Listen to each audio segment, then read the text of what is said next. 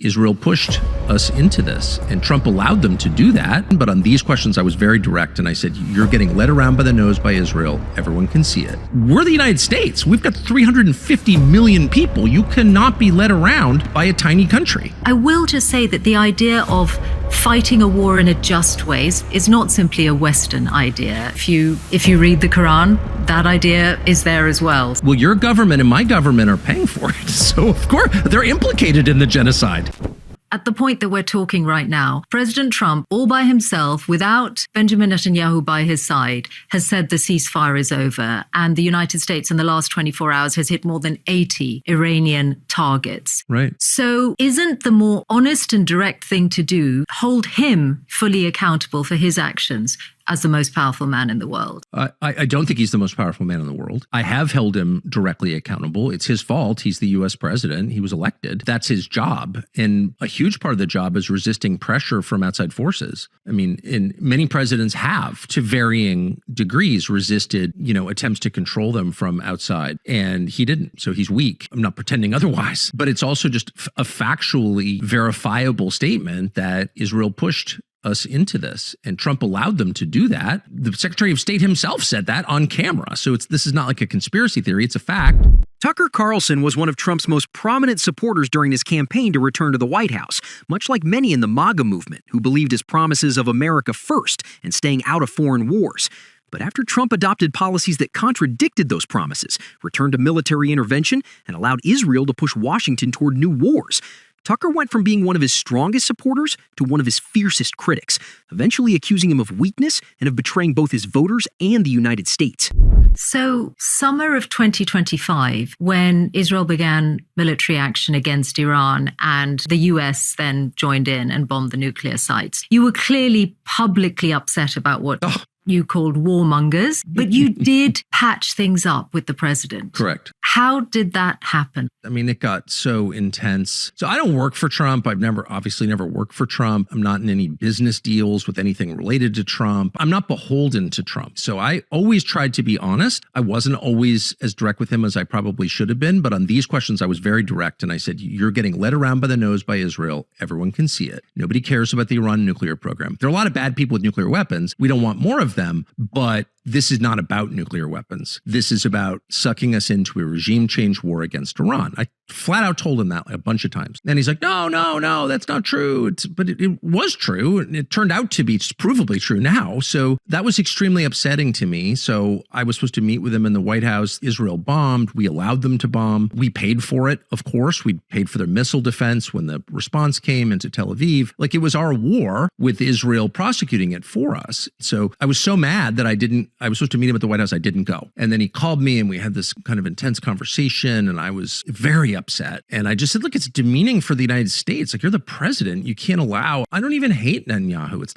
not even about that. We're the United States. We've got 350 million people. You cannot be led around by a tiny country. Like, what are you doing? And he really hated that I said that because it's true. It was true. It is humiliating. This whole thing is humiliating to the United States. And to me, as an American whose family's been here for hundreds of years, it's outrageous. Anyway, and then he said I was crazy. He gave some statement, Tucker Carlson's crazy. Well, obviously I'm half crazy. I mean, I know that. And so somebody pushed me and said, you should call him. And so I called him and he picked up first ring and I said, yeah, kind of crazy. Like, I've never denied that. I mean, look at me. Well, anyway, he laughed and then our relationship, that was like one day. But when we actually killed the Ayatollah, bombed a girls' school, like, this whole thing was so nuts that I was like, I'm out. I can't. This is too much. It's too damaging to my country. But this suggestion that you've made on Israel's goals, that the Israeli goal is chaos, it's dysfunction. What would be the natural, obvious, well-documented effects of this? Migrant crises in Europe, further destroying Europe. Of course. That's always been an Israeli goal, destroy Europe. Yes. Do you really mean that? Well, I don't know. Netanyahu means it. He said it. No one watches. See, the thing is, nobody watches. Where has he said his goal is? Where has he said his goal is to destroy Europe? Rome is the enemy. Rome, meaning Christian Europe. The Prime Minister of Israel has said this on camera. I would refer you to the internet. You should watch it. It's fascinating. Why would Rome? Don't you think he's making a reference to history and the Romans destroying the temple rather than present day Rome in Europe?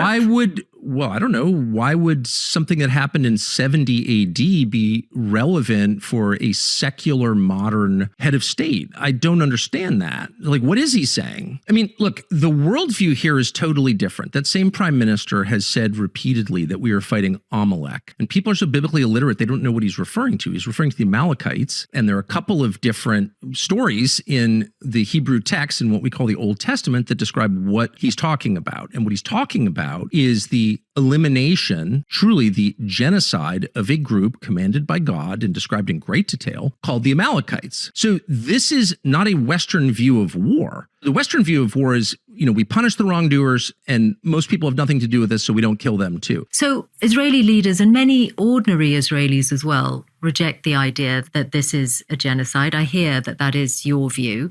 I will just say that the idea of fighting a war in a just way is not simply a Western idea. It's not only a Western Christian idea that there are limits to war and you only strike in self-defense. I'm a Muslim and I can tell you that actually if you read the Quran, that idea is there as well. So it's not a purely Western concept. Oh, I wouldn't claim that it is a purely Western concept. My point is it's the basis of Western civilization. And to the extent that other civilizations share that view, I applaud it, of course. And by the way, you say that some Israelis don't think it's genocide. Well, everybody else on the planet, so far as I can tell, looking at the facts, concludes it's genocide. I don't know if there's any other group on planet Earth who doesn't see this as genocide. Many governments don't see it that way. Your government doesn't. The British government doesn't. Well, your government and my government are paying for it. So, of course, they're implicated in the genocide and they share the guilt of this genocide. It is happening. There's no excuse for it. We should do everything we can to stop it immediately.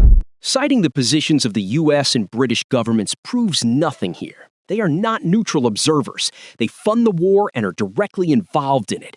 Treating their denial as evidence is like asking an accused criminal to admit to the crime, then taking the denial as proof of innocence. That is Tucker's point. A party involved in the act cannot also serve as the impartial judge deciding how that act should be defined. The bigger picture of the use of force in this second Trump administration is that the president, quite apart from striking Iran with the help of Israel, has used force many times.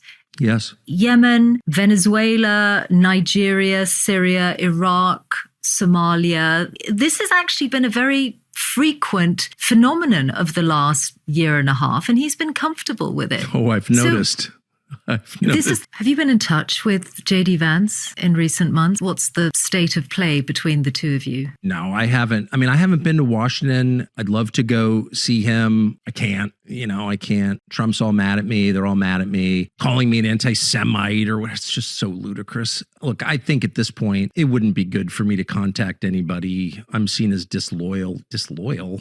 First of all, loyalty goes two ways. Second, the loyalty that matters is the loyalty of our leaders to the country they represent, okay? And they're disloyal. Trump has been disloyal to the United States, totally disloyal to the United States. He cheated on the United States with a foreign power. So I'm not the one who's been disloyal.